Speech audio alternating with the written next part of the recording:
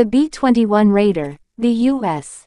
Air Force's next-generation strategic stealth bomber, is making progress.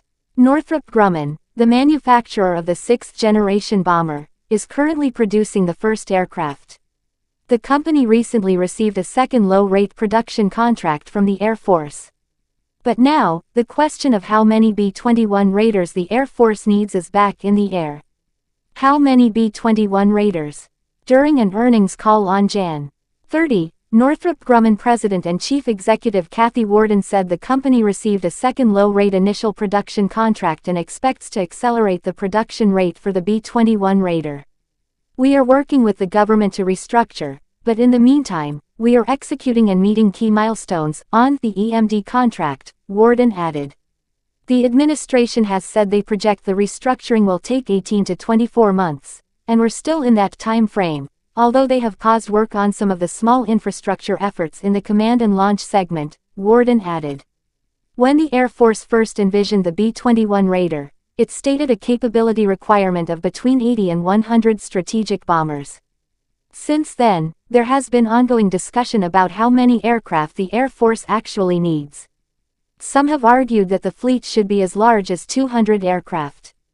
Most recently, Air Force Chief of Staff General David W. Alvin has said publicly that by the time Northrop Grumman delivers its 100th aircraft, new technologies may be available that will force the Air Force to pursue other projects. "I don't think we're going to get to that number until the mid-2030s and beyond," the Air Force's Chief of Staff said. "I think there are other technological advances that we can look at to be able to augment it and have a better mix, before we commit to that as a platform that will serve as the backbone of the future bomber force. Beyond that, big technological changes. To be sure, technology is advancing rapidly and continues to accelerate. By the mid-2030s, when the Air Force expects to receive its 100th B-21 Raider, there may be advanced technology that will offer a competitive advantage over peer adversaries.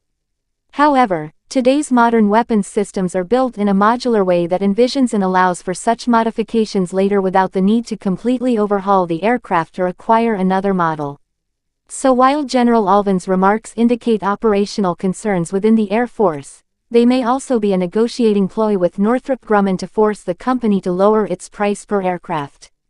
This argument gained further credence after former Air Force Secretary Frank Kendall indicated that the Air Force was looking for a more affordable way to build the B-21 Raider fleet.